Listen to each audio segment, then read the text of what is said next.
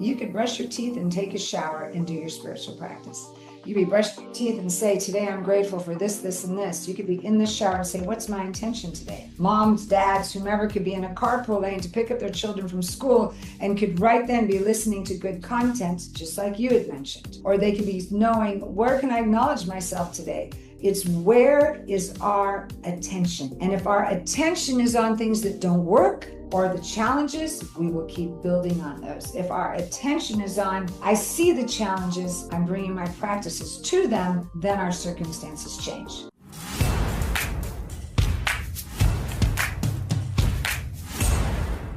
Welcome to another episode of Negotiate Your Best Life. I'm so excited because I get to talk to one of my favorite people on the planet today, who is Kim Stanwood Terranova, who is absolutely a brilliant, bright light.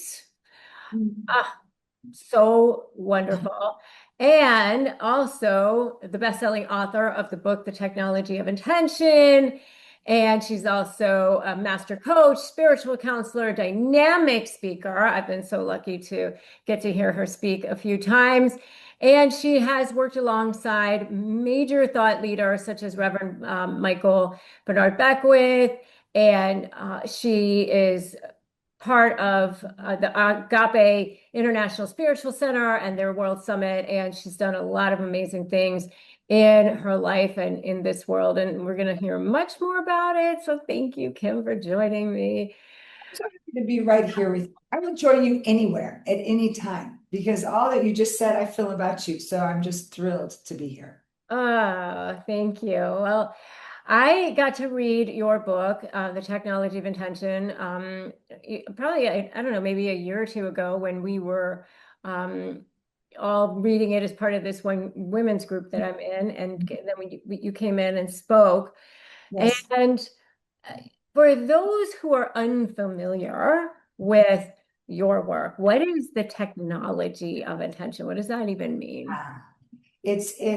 Intention is one of the most powerful spiritual tools we have at our fingertips, and many of us aren't accessing it. So there is a technology to it. There's a roadmap to create your life by intention.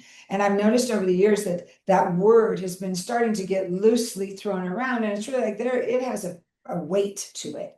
Intention is how we co-create. Intention is what we do in our life with source, spirit, whatever we wish to call it, to co-create all we desire. So we're either creating our life intentionally or by default. So the teaching is really that there is a technology to this, to what you wish to manifest. There's a pathway, and the beginning of it, the through line, and the end is what is your intention and what you wish to create. So you have to have really clear intentions for the universal field to respond more accurately to them.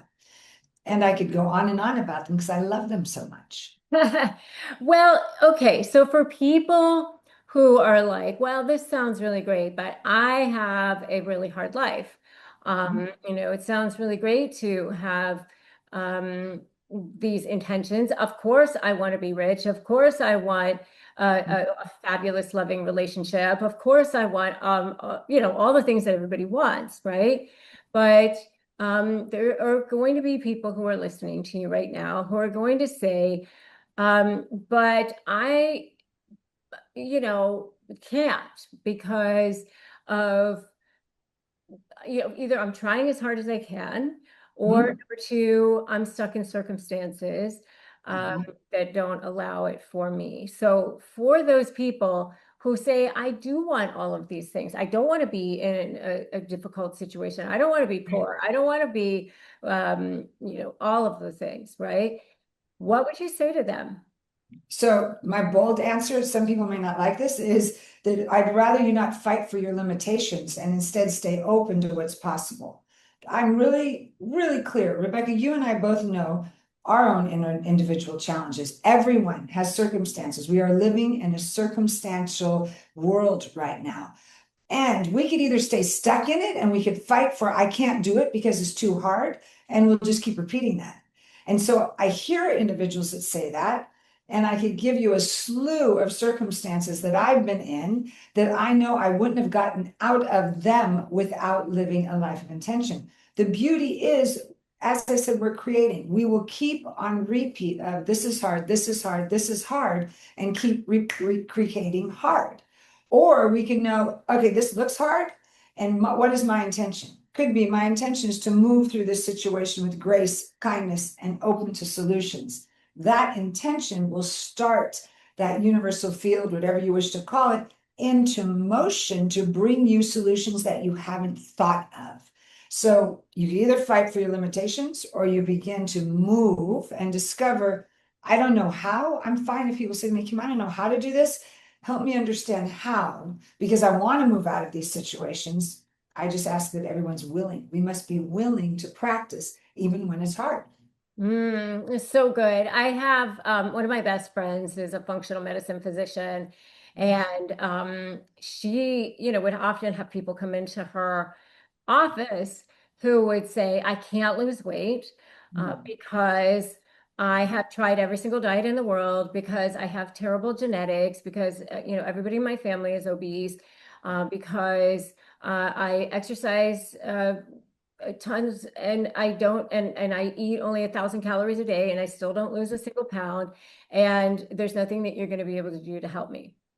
And so she would say, okay, do you want to be right about that? Yes. Or do you want to lose the weight? Correct. And we don't realize at times how often we are staying in repeat of how bad situations are. So then we keep repeating them. There's this gentle line of we can honor the challenges we're in, as in honor how we feel about them. And then we can begin to move through them with tools. But without the tools, we'll keep on repeat and stay stuck. So your friend is exactly right. I'm in agreement with her. Have you ever met somebody, they started off to be the most charming, charismatic person you've ever met in your life, then they turned out to be your worst nightmare, and then when you go to negotiate with them, they're a living hell? Well, I developed something called the Slay Method of Negotiating with Narcissists, and it has helped tens of thousands of people in more than 150 countries win, go from feeling drained and defeated to getting the outcomes they want.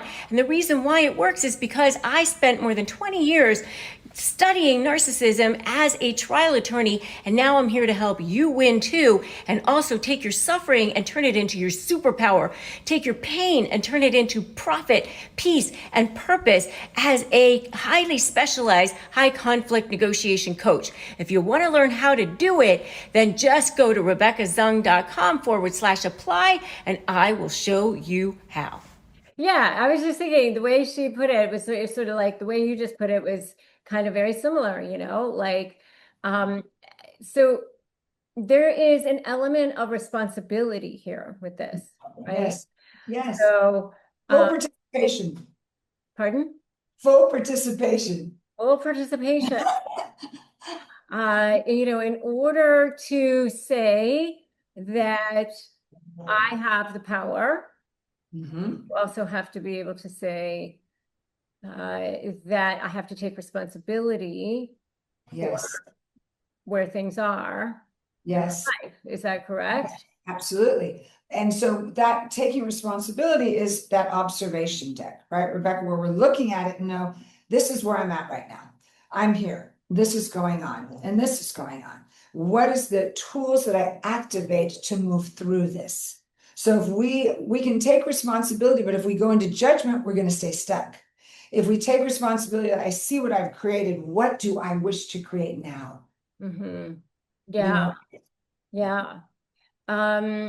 So can you share a time in your life that was maybe a dark time, a challenging time, a time where you were like, I don't know, but I guess I'm going to have to really try to figure out and apply this technology of intention, even though right now it's feeling really difficult.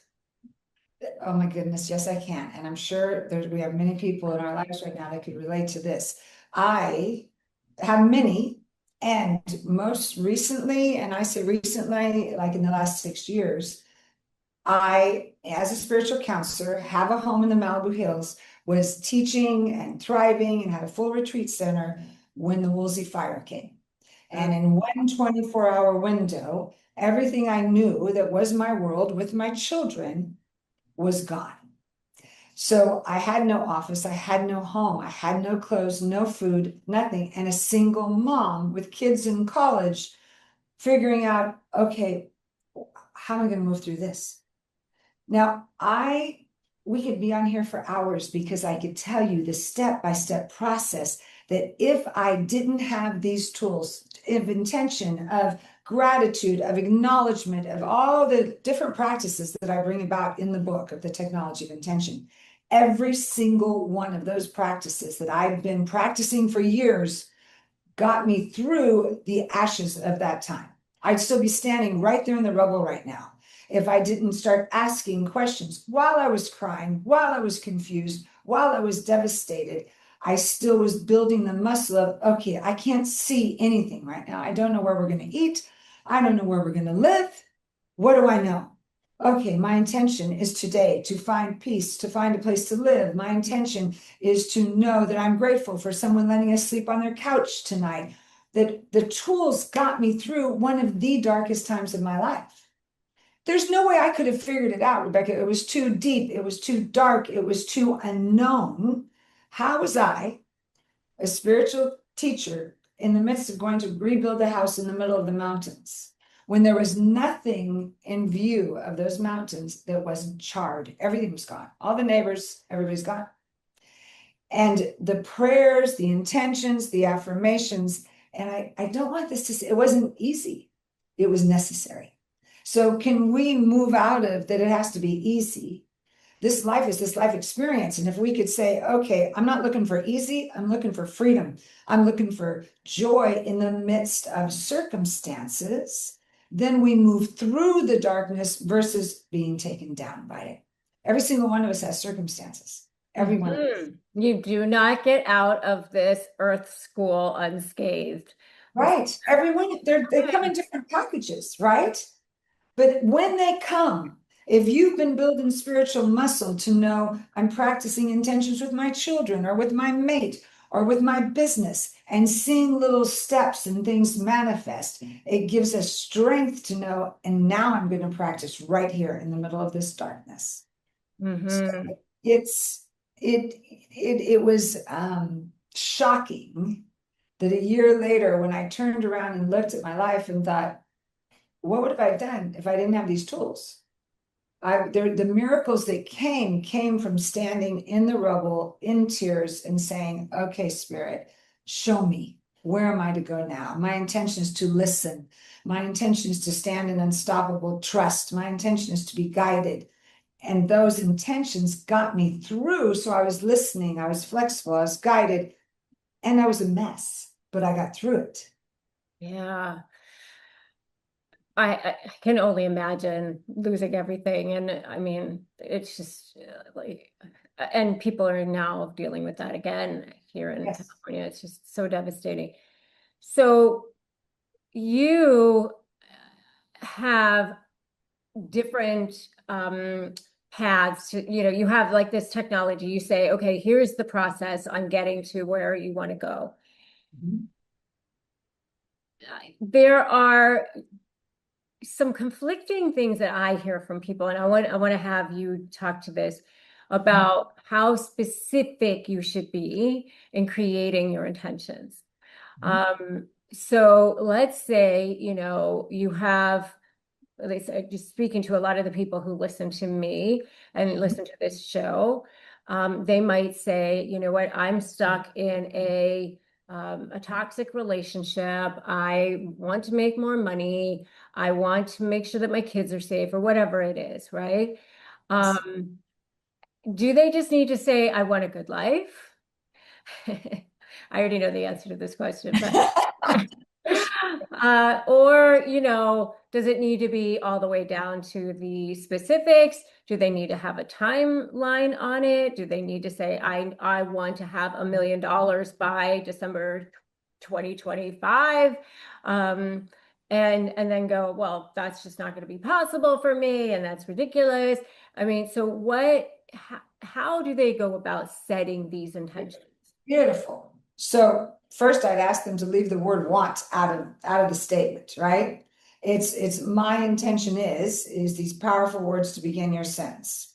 Affirmations start with I am. Intentions are my intention is to accept financial freedom. My intention is to connect with my children on a deep level and to have healing conversations. Those are clear intentions without directing the how. And this is where people have a harder time. Intentions have three important pieces. They're always in the present moment. We write our intentions in the present moment because spirit is responding to us in the present moment. We always write them in positive language, which means that sometimes people will say, well, Kim, my intention is to lose 20 pounds. I'll say, you just wrote what you're trying to lose that. What do you want? I'll ask them, talk to me about what do you want? I want my body to be free. I want to know that I feel good in my clothing. I want to be healthy. So you'd write that in your intention. So that then the third element, they're always based in qualities versus outcomes. So what are the qualities of losing that weight? What are the qualities of wanting 10 million, $20 million? 100,000, $5, whatever it is. What are the qualities you desire? Because once we are too specific, if someone says to me, Kim, I've got to make $500,000 this year. And I say, well, what if spirit wants you to make 5? And you just catch yourself. Because we don't realize that we are limiting ourselves when we say it has to look just like this. When I rebuilt my home, if I said it's got to look just like this, there's no way I'd be living in what I'm living in right now. Gave the designer the qualities. I want magic. I want room and space and light and comfort and safety and ceilings that I could feel like I'm expanding in. He knew better than I how to draw that up. See, I would have limited it if I went 3 bedrooms and they're this size. I trusted source that knew more than I did. I want the qualities of that home. We want the qualities of a relationship. But if we say, I'm going to be married by the time I'm 30, have 3 kids, and that my partner looks like this, you just limited your experience. You really want possibly partnership, love, companionship, passion, joy, deep conversation. But people don't always, up until now, write those qualities in. We are vibrational beings. So the vibration of that partnership, when we list the qualities, comes to us versus 6'4", brown hair, whatever else. That then we're in an expectation. So when we say, is it so specific in the feeling vibration of what you want to be, and then leave it open for spirit, who knows more than us, to bring us more than we ever could have imagined. So good, so good. Now, new question. I've heard, and I understand, and this is my experience as well, that you have to be the energy that you wish to receive, right? You cannot manifest what you're energetically, vibrationally not there, right? So for many people, they're confused by that because they're like, well, I can't say I'm rich. I don't have any money. I can't say I'm in an amazing relationship if I have a toxic partner. So it's difficult for them to go, I'm going to be that energy when at that moment they feel poor or stuck. Yes. So we draw to us that vibrational match. We have to become the vibration to draw it to us. You're right on target. And this is where all the other spiritual practices helps us become the vibrational match. So in other words, if we know I can't say that my intention is to accept this unlimited wealth when I feel like I'm in poverty right now, right? I'll say, can you be willing? Can you say my intention is to be willing? Because then the willingness opened the door so that you can raise the vibration by other practices, meditation and prayer and affirmations and yoga and all sorts of things to become the match. So that it's not just up here, it's this feeling tone of, okay, where do I feel abundant? If someone's in lack, I'll say, where do you feel abundant? I feel abundant in nature.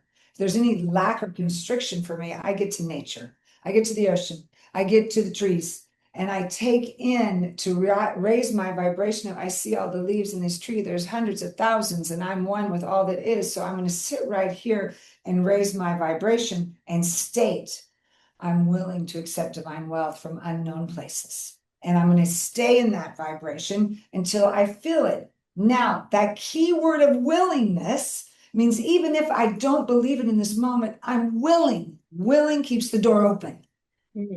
So just even add that, which is why language is so important. I was actually just going to ask you that next, language, the importance of your words. So important. Rebecca, sometimes, if you've noticed, when I'm on stage speaking lately, there'll be moments that if I catch something from spirit or something comes out of me that isn't in complete alignment with what I want to say, I'll just stop mid-sentence and be like, wait a minute. This is how I want to say this. Because there's such power to our words. That is the vibrational match. When people say, I can't do it, I can't do it, I'm this, I'm that. What happens then is that we just put ourselves in the vibration of can't, won't, and we don't move from it. So we must, to become that, even if we use words of I'm willing to know myself as divine, whole, perfect, and complete. I'm willing to accept that financial wealth is mine. I'm willing to accept the divine partnership in my life. That starts to raise our vibration. Language is powerful. This show is sponsored by BetterHelp. Let's be real. Therapy can feel like a really big investment, but your mental health is just as important as your physical health. Traditional in-person therapy can cost $100 to $250 per session, but with BetterHelp, you can save up to 50% per session on average. You pay a flat weekly fee, which means more peace of mind for less. Therapy should feel accessible, not like a luxury. BetterHelp gives you that, all from the comfort from your home. And with over 30,000 therapists to choose from and 5 million people served globally, this is the world's largest online therapy platform, and you can switch therapists at any time. Your well-being is worth it. Visit betterhelp.com/negotiate today to get 10% off your first month. That's BetterHelp, HELP.com/negotiate. Which is why you said, don't say I want or I need, because it puts that gap. Yeah, it's like it's so far away. I want that. I need it. I'm accepting it. I'm willing to accept it. Yeah. One of the things that you taught me that I still do all the time is, just I receive that.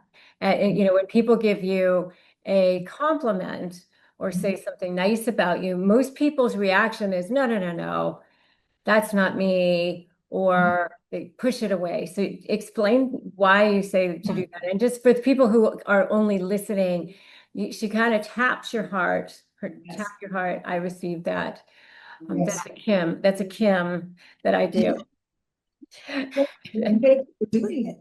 I love this subject, and it's one of the chapters in my book is all about gratitude, acknowledgement, celebration. So what you're referring to is this practice of acknowledging ourselves, and this is why I ask us to be good receivers. Is that, Rebecca, up until this point, many people push things away, and will say, excuse me, do you hear that? Should I shut that door? I apologize for that interruption. You don't. Okay, great. I heard a dog. So many people will push things away unconsciously. So in other words, someone says, you look beautiful today. If you say, oh no, oh my gosh, my hair didn't turn out right, this didn't work, we're pushing away our good unconsciously. If anyone tries to gift us something and we say, oh, I can't take that, that's too much, we're pushing away our good. So we've become often in society this place of saying, oh, no, thank you. No, I can't accept that. And then in our quiet moments, we're saying prayers for relationship, for abundance. So we're asking for things when Spirit brings us something of the sort, we say, no, I'm not worthy. So you saying, I receive that is an acknowledgement that I'm willing to be a good receiver. So Mhm. whether it is you're beautiful, you did an amazing job, I thank you so much for taking me to lunch, for you to just say, thank you, I received that, allows the belief system to cultivate a consciousness that I'm willing to receive everything else I've asked for as well. Yeah, It's a game changer in receiving. totally. Um, and I just, and it's easier to say, I receive that as you just kind of touch your heart and just sort of like, okay, I'm gonna just let it go on in there. Like I'm Yes. gonna accept it and let it go on in there, rather than just say, no, no, no, that's not me, and that's, this old thing or that, because that's the habit of most people, I think. Absolutely. And I think we've accepted it in society of like, oh, it's okay. It'd be too much if I just say, thank you, I received that. It's the opposite. Like we get to really take in, just say thank you. Thank you. I'm okay. Thank you. I received that. Yeah, so good. Um, You are now on the board of directors for Rhythmia Life Advancement Center, which is actually located in Costa Rica. So you're down in Costa Rica a fair amount of time. Tell us about that. Oh my goodness. The Rhythm and Life Advancement Center is, rated the #1 retreat center to go for spiritual expansion, for growth and development, for personal growth and healing. It is the first medically licensed retreat center for plant medicine and all other modalities of healing. And in 1 week, individuals' lives completely transform. Mhm. So people arrive from all walks of life, from all different places around the world, and dive into deep levels of yoga and breath work, plant medicine, spiritual classes with me, and integration classes. There aren't TVs, there aren't phones. And I've had people say to me, this is like 10 years of therapy in 1 week. It's intense and it's important work, and people's lives change. And it's one of the most beautiful places ever. I've been here for almost 9 years now. I was coming as a guest speaker and training people how to train Michael Beckwith's care. I'm now on the board of directors, very honored. And I find it beautiful that I'm on the board of directors with Jack Canfield, with Martin Luther King, with Michael Beckwith, with great teachers of the world. And in that, I get to be the teacher of class to help people grow. So it's profound, it's deep, and it's vitally important work. Vitally. So vitally important. Mark Fisher Hansen, who's the other Chicken Soup for the Soul author, he wrote a testimonial for me for my last book, and he's just a doll. I mean, so what a love that you get to be in the vibrational energy of all of these amazing teachers. Yes. Um, and so you have a new program called KST Master Tools Program, and I'm so excited about this. So tell me about it.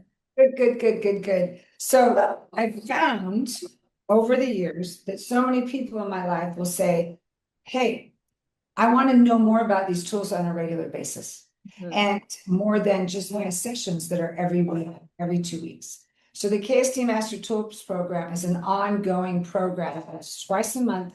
People jump onto a Zoom for 1 hour. I bring teaching material to certain steps of spiritual growth and expansion.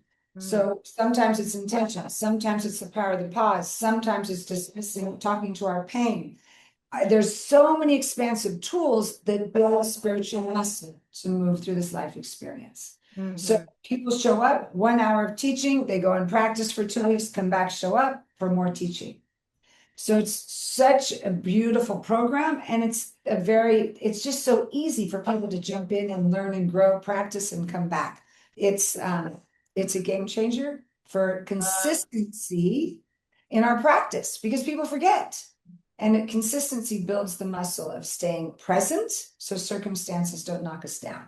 Yeah. And what happens is like 95% of what we're doing all day is subconscious, right? And so learning these tools so that you stay in your conscious brain and rewire those neuronal patterns that are Yes, so ingrained is yes, absolutely vital. I always say I can never leave my thoughts unsupervised.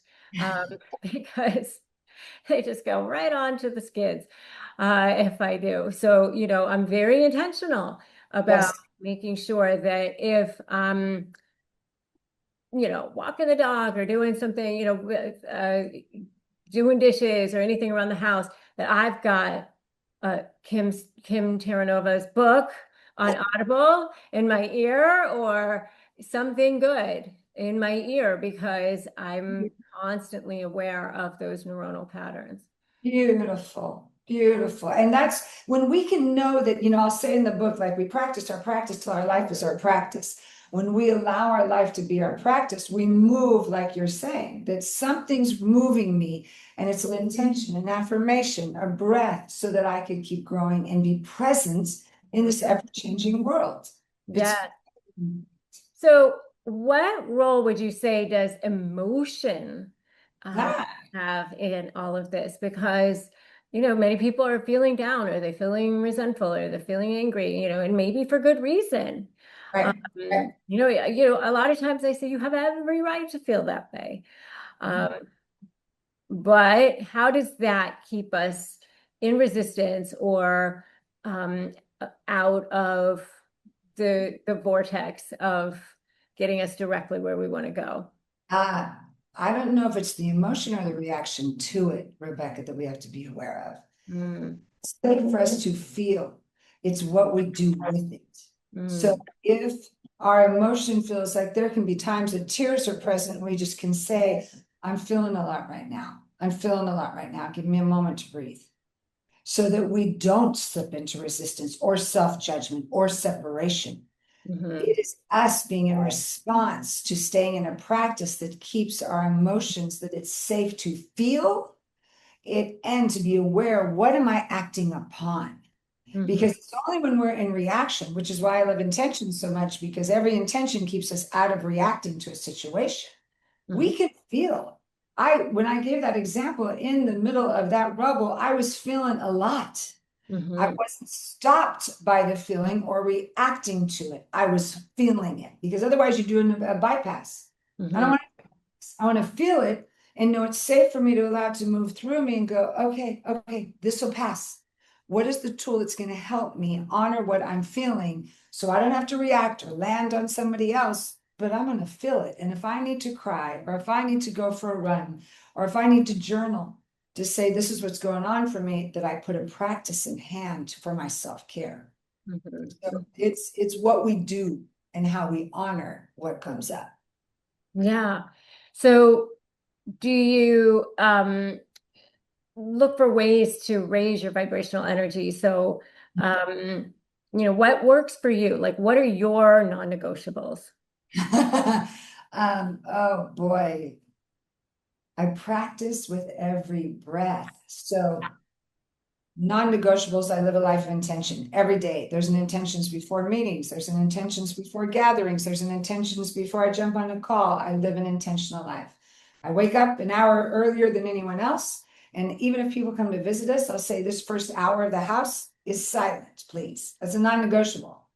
People can visit, but from 6 to 7 in the morning, there's meditation, there's prayer, there's a reading of 4 books that I read from every single day. There's setting my intention. That could feel like a lot to people. It goes by in a second. So, and then through what happens is then I lay the foundation for my day.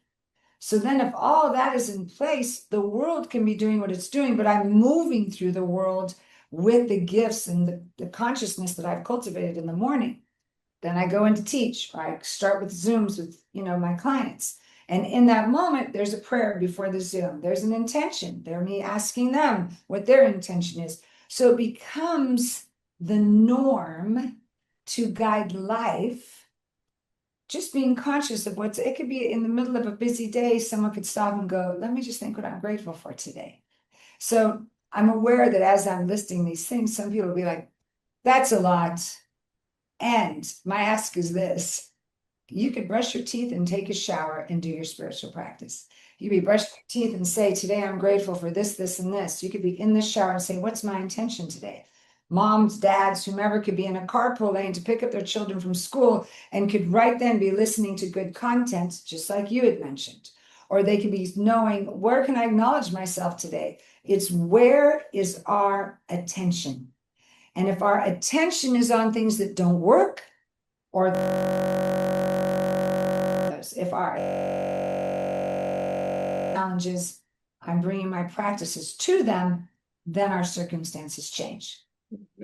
If you're a renter, this is a no-brainer. You earn points on groceries and travel, so why not on rent? With Built, paying rent finally pays off. There's no cost to join, and just by paying rent, you unlock flexible points that can be transferred to your favorite hotels and airlines, a future rent payment, and your next Lyft ride, and more. When you pay rent through Built, you unlock two powerful benefits. First, you earn one of the industry's most valuable points on rent every month, no matter where you live or who your landlord is. Your rent now works for you. Second, you gain access to your exclusive neighborhood benefits in your city. These include extra points on dining out, complimentary post-workout shakes, and unique experiences only Built members can access. And when you're ready to travel, Built points can be converted to miles and hotel points.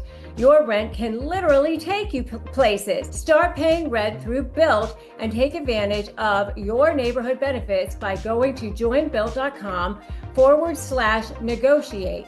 That's joinbilt.com/negotiate. Make sure to use our URL so they know we sent you.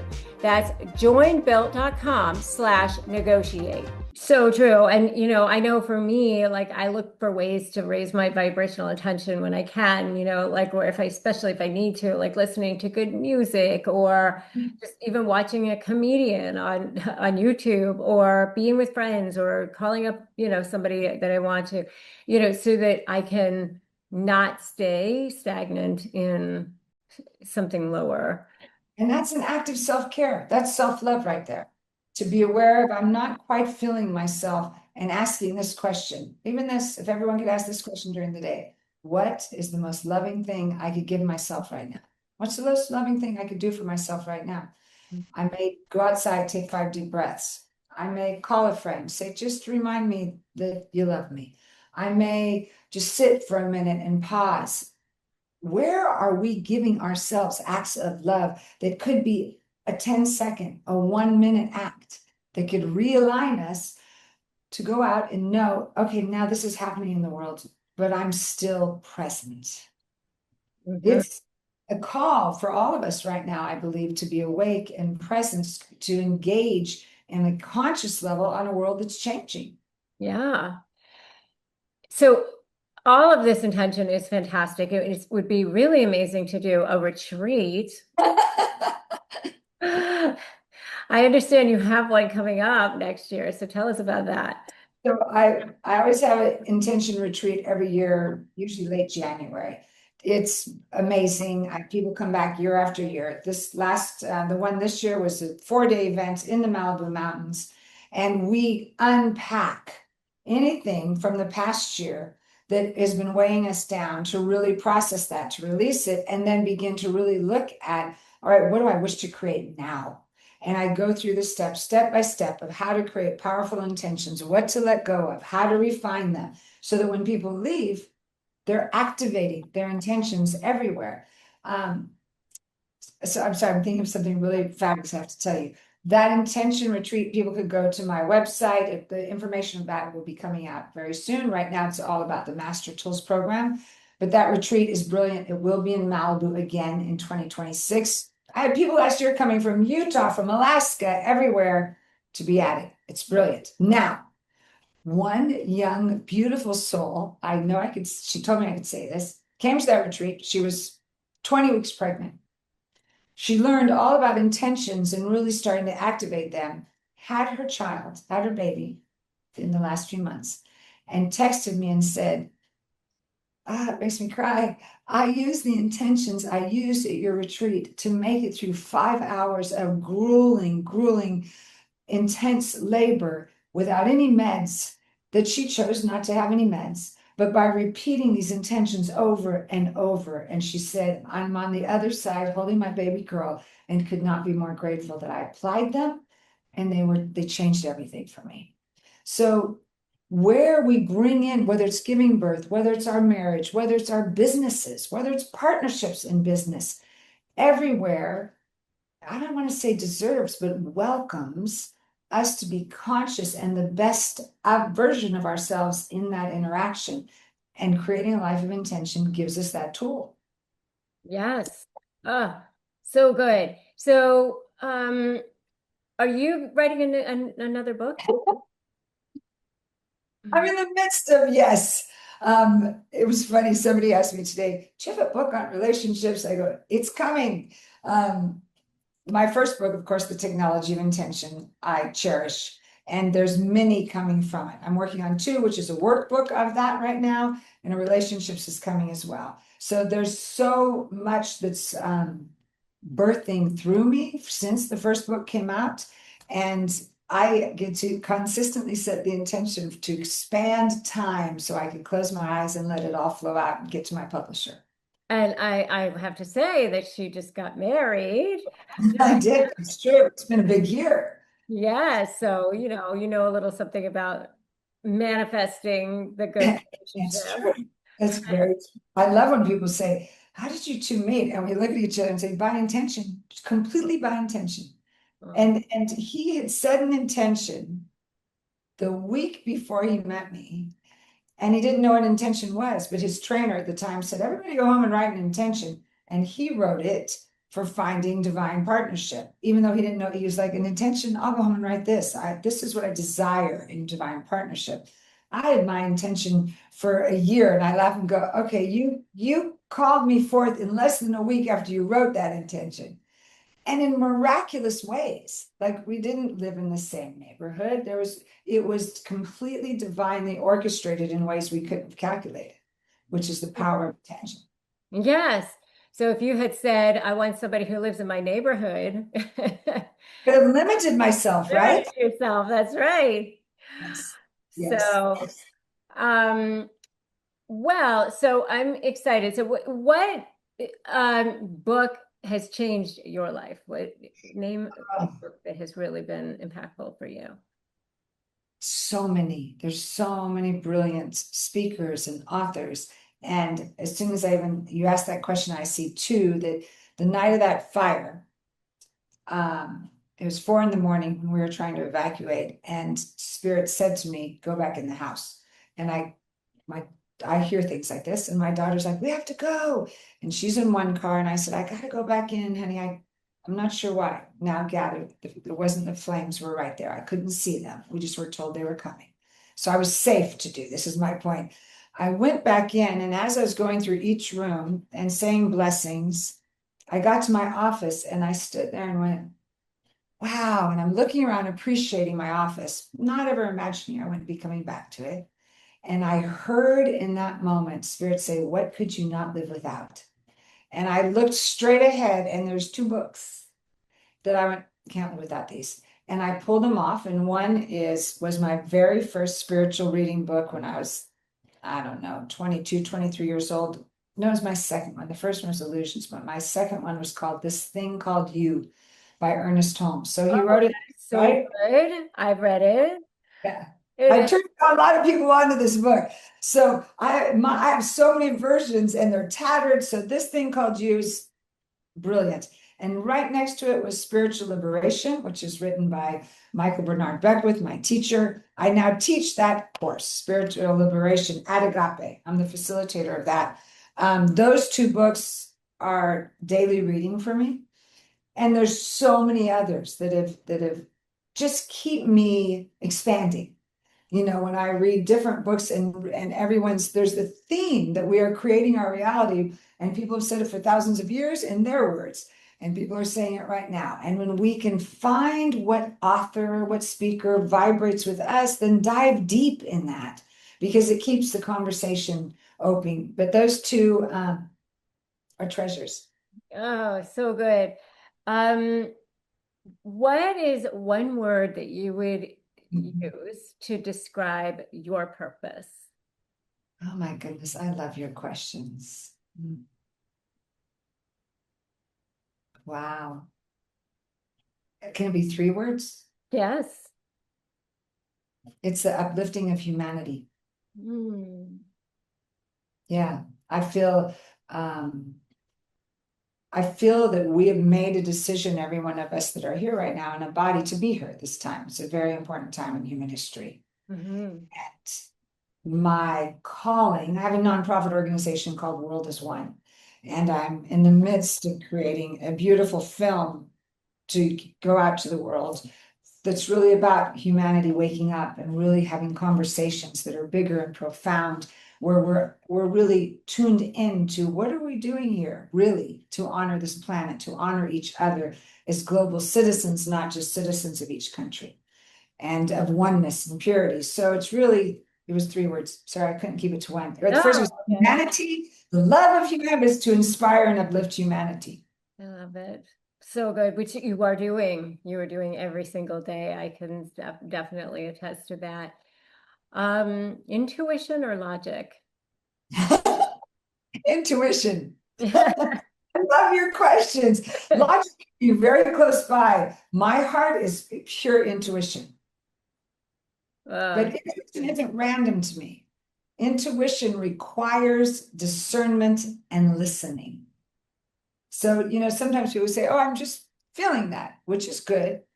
My intuition is I am committed to master discernment of what am I listening to, so that intuition that's coming through, I know that it's valid. Yes. I remember one time you said, if you pray for clarity, pray for courage. I love these things that you remember. Thank you. That was a growing edge for me. I prayed for clarity years ago, and when it came, I was like, how am I going to do that? So I always tell people, the second you pray for clarity, because Spirit's going to bring it, back it up with courage so that you have the courage to fulfill what comes. Because you'll get an answer, but you want to fulfill that answer. Yes. So good. Is there anything else that you wanted to share with us I today? adore you. I love your questions. I want to thank you for everything you bring, all the individuals that you bring onto this show. It's just so important. These conversations are important. So what I want to say is that let's all stay in conversation. Let's make it safe to have deep, meaningful conversations. There's times that, I'll say to people, as a society, we started becoming, well, we can't talk about that. We can't mix politics and religion. I couldn't disagree more. Like, lift up the rug, let everybody out, and create safety to listen and to ask questions to each other instead of being right or wrong. And I believe there's room for all of us in our hearts to create conversations that heals our hearts. So beautiful. Your website is what? KimStanwoodTerranova.com. You can find me on Instagram at Kim Stanwood. They couldn't fit my whole name. And please, we have room in the Master Tools program. We have room at the retreat in January. There's room for everyone everywhere. And come to Rhythmia. I'm at Rhythmia all the time. I'm the guest speaker in October. So many possibilities. So good. So go check out her website. It's Terranova with ETERRO. N-O. Yeah. T-E, not T-A. Just want to make Yeah. sure people know. And go read her book because it is so good. And if you listen to it, it's actually her. It's So true. it's good stuff. I'll be with you through the house, all over the place. Yes, exactly. Good stuff. Thank you, Kim. I adore you. You're amazing. And thank you for shining your beautiful, brilliant light. You as well. I'll see you soon. Yes.